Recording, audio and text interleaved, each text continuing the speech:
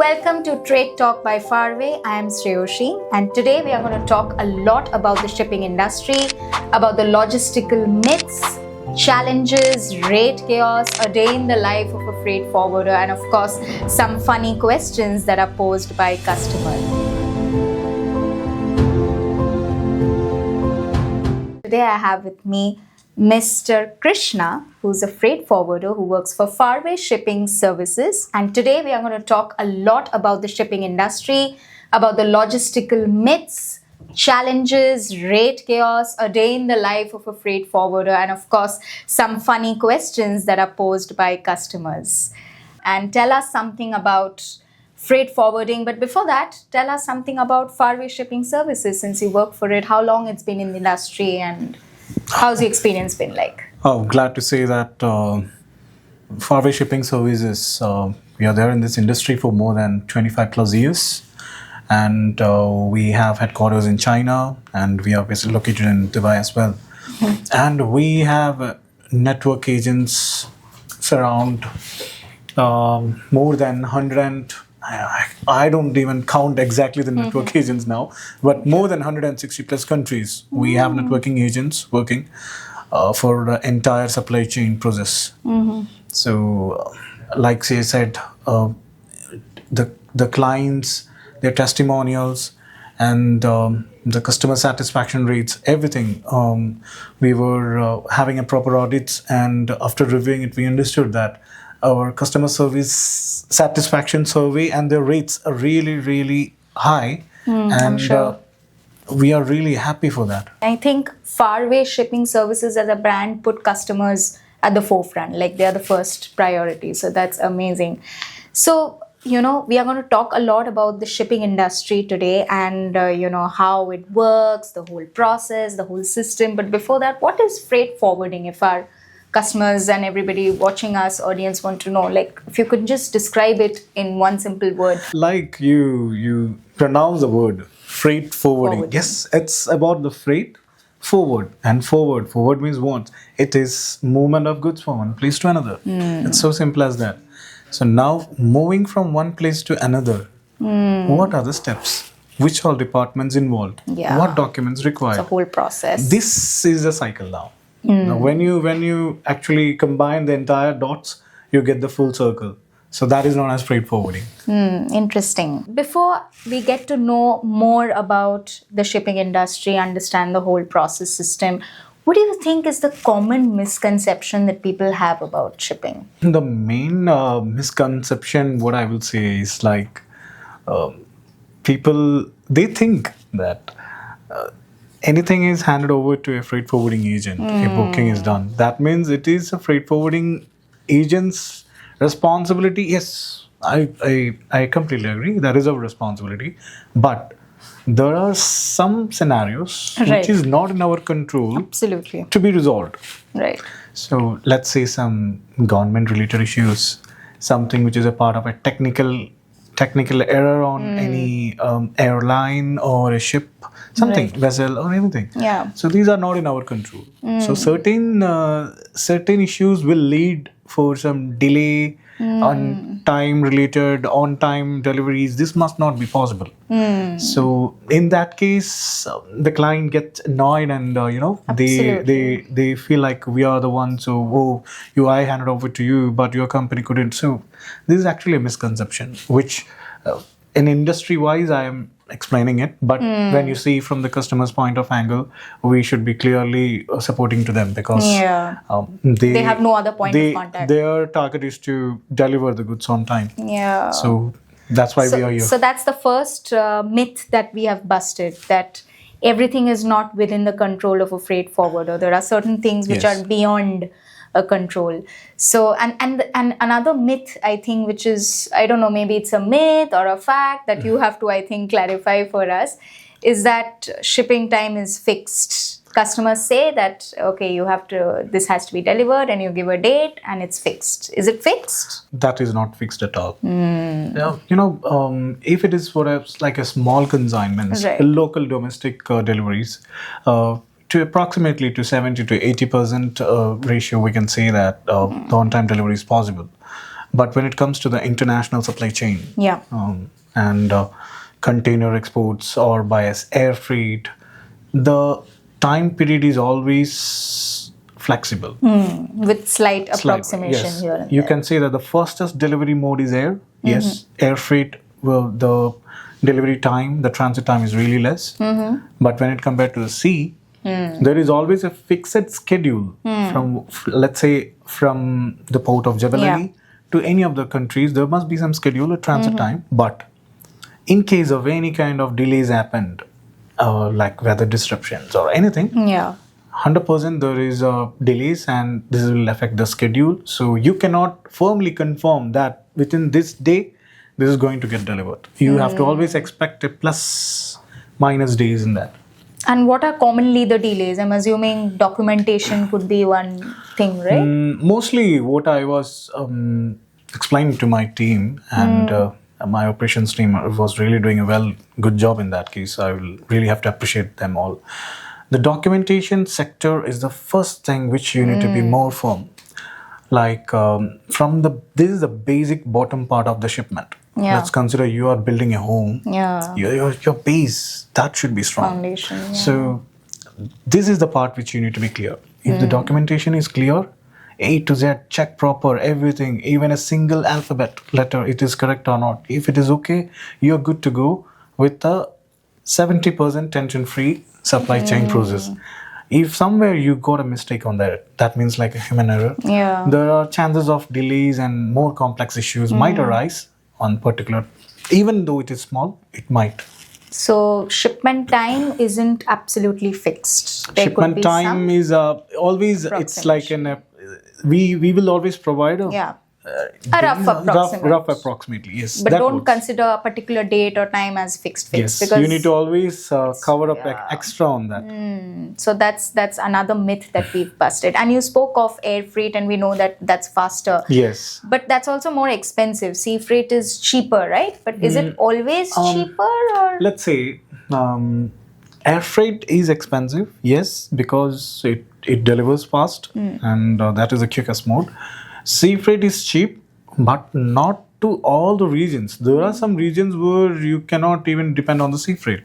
Oh. At the time, it will be expensive. Plus, sea freight will be expensive if you don't properly process the entire cargo process, like documentation, clearing the goods from the port. If these all things doesn't happen on time, you are definitely going to pay up more when you compare to the air freight. so what are like the usual hidden costs? that Usual come hidden up? cost, that's not hidden, but the cost which might get escalated is like, let's say you send a consignment to Jebel Ali, and one of the document you missed to send from your country where you shipped it. Of course, I need the freight forwarding agent or a clearing agent requires that document to clear it. They need to submit to the customs. Right. So until and unless you don't get the proper documents in hand, the product is lying on the port or in the warehouse or in the wherever it is, airport or somewhere, and definitely there is a storage charge. Of course. The first point, the storage charges are there. That will keep on billing per day, per month, or per week wise. So these all will compile and pile up like an additional cost for you. I will suggest, even though it's sea or air, before you ship any goods, check a proofread or go for a thorough check on all the documents, whether it is correct or not. Documentation is important, and also what exactly the consignment contains, like all Yes. the shipment goods and everything. So these are the things that one needs to really keep in mind before, I think, going Yes. into this process. Also, there is a segment of fuel surcharge somewhere, I heard. So how Surcharge. does that come up? Fuel surcharge. Fuel surcharge, Because that has nothing got to do with the consignment or documentation, right? yeah, actually, fuel surcharge, that is also one term which has been built to the forwarders or the customers from the carrier part. Carrier, what carrier means? If it is going via air, that airline is a carrier. If it's going by sea, the shipping line is the carrier. Or by road, the land transport company. So before you hand over or process anything, you need to be very clear of what are the things and Right. if everything is in order or not. Prepare some checklist. This checklist will help us to solve a lot of problems. So when we compare to the topic of the fuel surcharge, every day the rates of the fuel changes. Yeah, because it's dynamic. Changes, Correct. of course. When it's like normal. Also, if there are maybe some you route drive a car, diversions. yeah, you drive a car. You go into this the petrol station. Correct. Every day is different. Maybe this day you went Yeah. for a 2.85 per dirhams. Then next day will be maybe 2.75. Maybe it will be reduced, maybe it will be increased. But fuel surcharge, why shipping companies used to bill is because of the trade optimization or the routes or carbon emission, CO2 emission, and sustainability plans. So too many projects has been going on.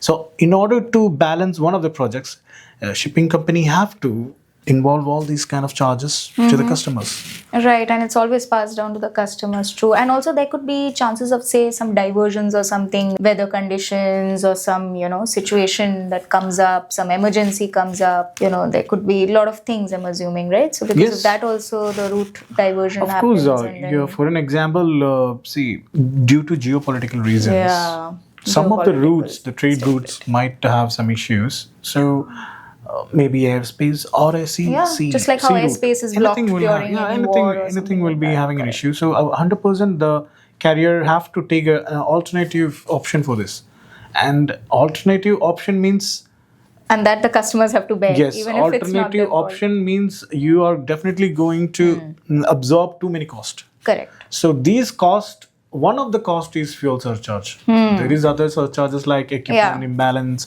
Then too many factors are there. Yeah, like season also I think is a factor. Like peak season, off-peak season is a factor. Yes. Yeah, because people are ready to pay and more, and people are ready to do that. Interesting. We were just speaking of freight forwarding and all. One thing just crossed my mind. How do you ship in places or in countries which are like landlocked? There's no port nearby. Like, what happens? That is one of the biggest challenge in the freight forwarding. It's because there are too many countries. I'm just only naming some few countries just to name. Uzbekistan, Armenia, all these countries are landlocked countries. They don't have major ports over there. So they need to depend, we need to depend on major ports near to that country where the actual ship or shipping companies. Landlocked countries main challenge face only for the sea freight transport. In fact, air is somewhat okay, but it is expensive. So let's say you have some stationery products to export to any of the shops over there. If you ship it by air, maybe the cost of the stationery First items ship to will that increase. nearby port by sea and then from there by air. The theme is different. Let's say there are two options. One is direct airport in the landlocked countries. Correct. Okay, so we ship from Dubai to whatever the countries that reach over there. When there is availability is less, the cost is more. So that particular charge is high. And demand supply. And when the landing cost increase for that particular item, the product price increase. So, of course. So most of the air freight items, other than importance, will leave. Then they will choose sea. Okay, then how does the sea freight move? Sea will go to the nearest. And who can choose this medium? Customers can choose. Customer always will have an option of means like which route they need to change and what is the landing expense they can choose. And after that they need to opt for what to be done. Okay. So landlocked countries, what is the major challenge is they ship by sea, and to the nearest seaport it will be taken by a road or by a rail and delivered to the final stage. So that becomes a more complicated process because freight forwarding itself is a very complicated process. And is there any like insurance in this kind of industry, like marine insurance? Marine insurance, yes, that is a major thing. How important or vital it is? I will always suggest my clients that always opt for a marine insurance. Oh, it's optional. It's not mandatory. It's not mandatory. It's optional because you are shipping some consignments which will be worth more than like 1 million or 500,000 or something like that. Yeah. So in fact, you're sending it something because there are several conditions like weather disruptions may cause. Containers can fall in the sea and damages may occur due to mishandling. too many problems can arise. So in that case, we will suggest always customers to opt for the marine insurance, and this will help you to claim your whatever. If in case of any damages, this will help you to claim it back. Just like how travel insurance and all Yes, is same just like like travel that. insurance, but marine insurance is always essential, and this is really matters a lot. Yeah, I think this is something that usually people skip and they Yes. think it is not very important. But given the situation now, I think every kind of insurance, especially marine insurance, Yeah. is very, very important. Okay, so we looked a lot into freight forwarding and the possible delays and, so many circumstances. So let's get into the life of a freight forwarder. How does a typical day in the life of a freight forwarder? life of I'm a sure you must be buzzed with calls and messages all the time. Exactly. Our daily 10-15 minutes routines, then the calls will start from the transport companies, from the shipping companies, from the customers, their inquiries, their escalations. This starts with the day. And like when we enter into the office itself, even my teammates, everyone, Full of problems. they enters with one phone call always, for sure. And yeah, that is how the life goes for a freight forwarder. And holidays, I don't think we can put 100% enjoyment on our holidays, for sure. Oh. Because definitely the consignment is moving. That means Yeah. there is a communication in going on. Constant communication until it reaches. Yeah. So for that 100%, there is a calls and messages will keep on coming, and we really need to work out on that. Yeah, It's I'm like sure. a passion you need to put on this industry. So Yeah, and what's like the common kind of calls or email? What's like the common thing which you've noticed in your so many years of experience? major problems will be the delays only. Yeah. Almost 60% is for the delay. Then comes 10-20% of the documentation issues. Maybe customer might have already done the documentation, but still there must be something missing. Something, yeah. Amendment, corrections, then comes customs queries. Yeah. So due to these factors, delays will happen. On-time deliveries will have not Be happened affected, properly. yeah. And Or some rate chaos also happens. Some yeah, certainly this will end up having the calls and communications mutually. Yeah. pros, and the customers have to bear the brunt of it, which is quite understandable and logical because it is a very, very complicated and a dynamic thing. Like it is Yes. constantly changing. That's the thing. So what is a good day? Like, do you all have good days, or it's only full of problems and issues and no, solving for- this and that? For us, a good day means like it is never should be like a calm day. Good day is not a calm day for a logistician, actually. Ours means there should be some problems. It's not a problem. It will be some kind of escalations for anything might arise. Right. And like a team, we all work together. We put our priority on that particular task, resolve it, and once it is resolved, it's all the green light is there. Then that we're means good to that go. this is our good day.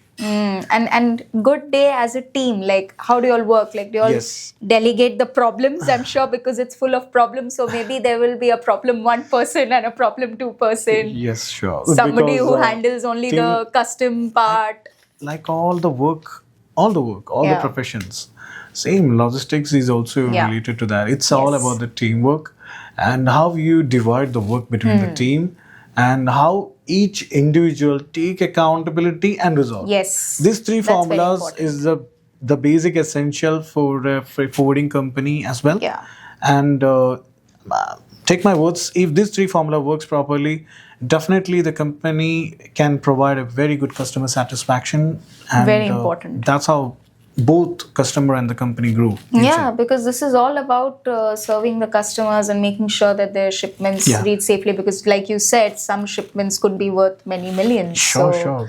It is actually a big task and responsibility. Yes, we are doing with the too many customers like FMCG industries, like food products, beverages, too many beverages. So everything has to be handled very safely. Yeah. You cannot, because each product value will be worth more than, like what I said previously, it's more than 1 million or something. So the customer is believing you and handing over all the Of goods. course. So you need to keep their trust. And keeping trust consistently gives the quality. Yes. So we believe in Quality, that. customer satisfaction, and it is all driven by excellent Yes. teamwork. So This I think this thing you have to keep follow. Yeah. You are good to go with this. Yeah, and I'm sure Fairway Shipping Services is doing a great job in this. Really, I'm proud of it In actually. putting everything put together and doing all of this. So we were actually just discussing about rates, and mostly people think that okay, if I've paid a certain amount that I have been quoted, why am I in for any surprise rates or something? So what are the factors? Like one factor was, I think we spoke about fuel surcharge and certain geopolitical conditions or whatever. What are the other factors that can drive rate change? See, the rates nowadays, what we try to follow is do not give a firm assurance that this rate is valid Absolutely. for like 1 month or something. Yeah. You might be asking me a rate or a quotation for any operations maybe today. Yeah. I quoted you today.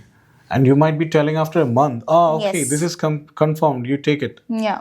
That means at the time the rates are changed. It's already have changed. It's very dynamic, like Yeah. every so day. Like we used to explain to the customers that whatever the rates we are providing is only certain for this days or it's just this an week, approximate rate. approximately. So there are chances it might arise, Right. or else it might go down. So we will update you at that time when you give a confirmation of the time what is it.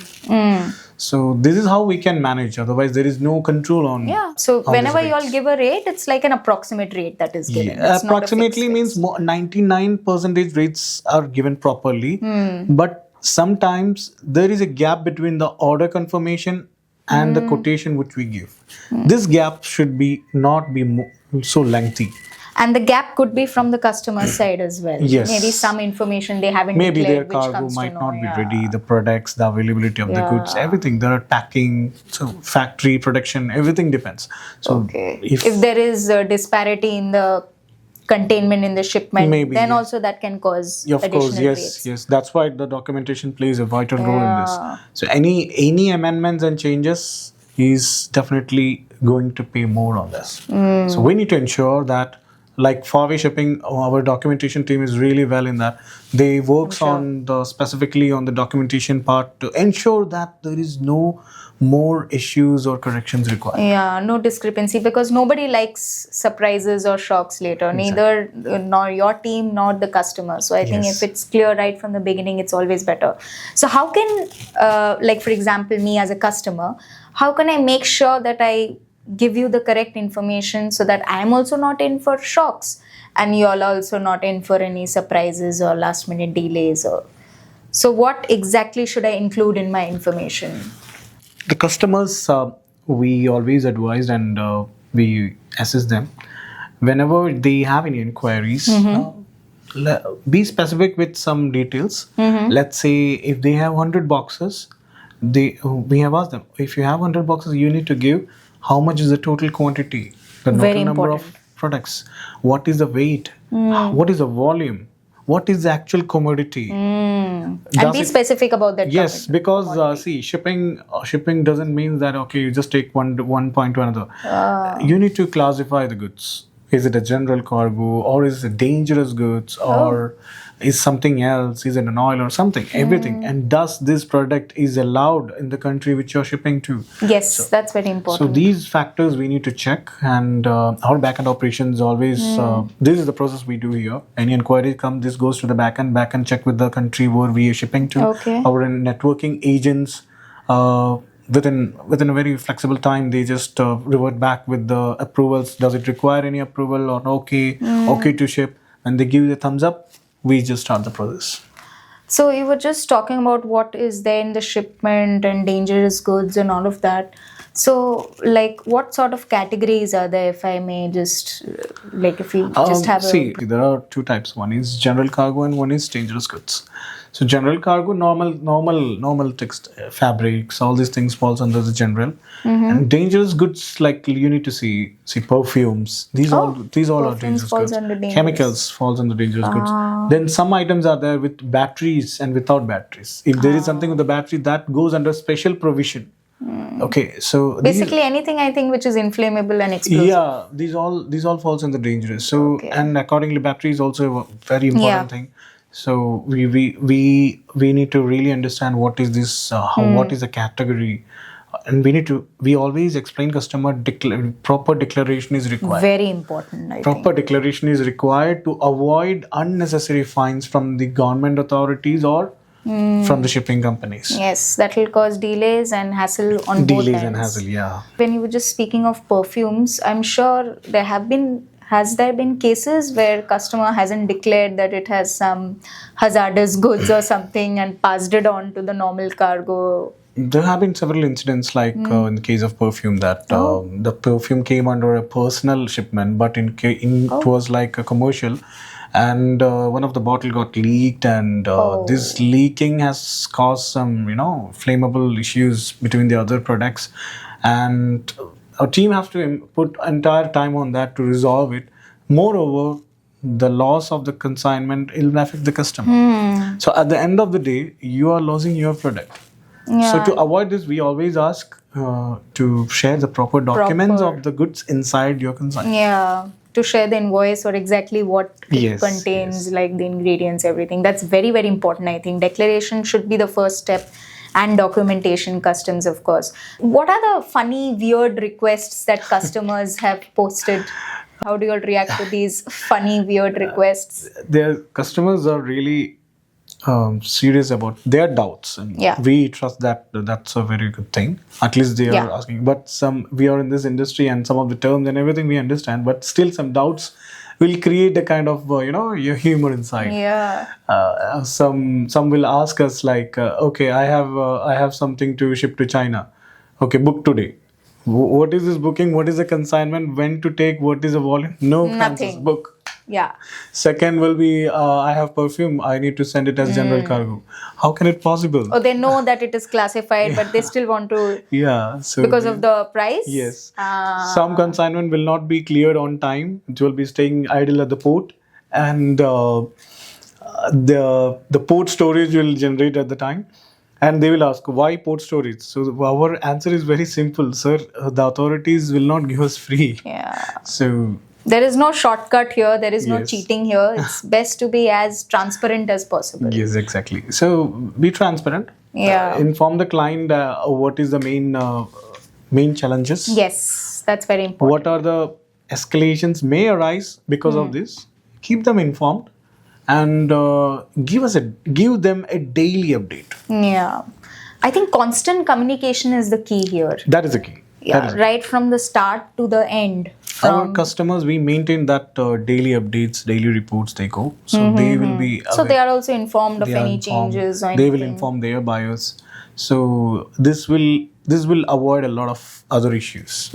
So from a customer's point of view, what I've understood is that proper declaration is important. Proper declaration is proper required. Documentation, proper declaration. I think that solves all the problems, because the rest then you all will handle, like the logistics part from where it goes. Most of the problems can be resolved. Can be resolved. And of course, certain things which are beyond the control, like geopolitical weather conditions, that is something which is subject to change. But then, of course, the declaration has to be very, very clear, like what exactly it contains, because accordingly it will be classified and sent accordingly. We spoke a lot about freight forwarding as an industry and learned so much about it. Let's do a quick rapid fire on the myth or fact. And let's see what's a myth and what's a fact. We've literally busted most of the myths, but still there are certain things, and for us to be more clear and clarified about it.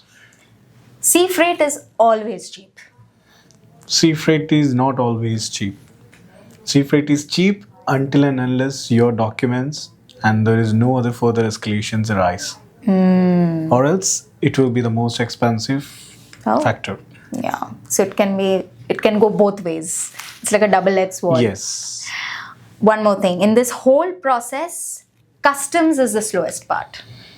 Customs is never the slowest part until your documents, I still repeat the word documents, and my every communication comes with the documentation, because the hold comes from this part. Unless and until your paperwork, your papers, everything is okay, there is no delays from the customs part. But yes, there are some challenges with the other countries, some of the Okay. countries like African countries or somewhere, where the system is very, very slow. Still, the progress is not being implemented. So because of those things, the delays are there. But when it comes to the import side for United Arab Emirates, for ours, the customs process is really swift I'm and sure. it is fastest method. No doubt about that. Also, with the advancements in AI. Exactly. And They already have digitization. implemented the AI mode and most of the systems has been working accordingly. So I think it also differs from one country to another in terms Yes, of the customs. system differs from one country to But another. that's not the slowest part in the whole chain. No, That's the what you're slowest trying part to say. arises when you're mostly it arises because of the delays happening due to technical reasons, weather disruptions, geopolitical issues causing the trade optimization will The not whole work process. properly. Right. Then comes the documentation issues. Right. You send me a consignment, you didn't send me a proper document. Oh, you remember? Oh, I didn't send. Yeah. Then you will take another couple of days to reach the courier me all the That's the documents. So Correct. these are the things which will create.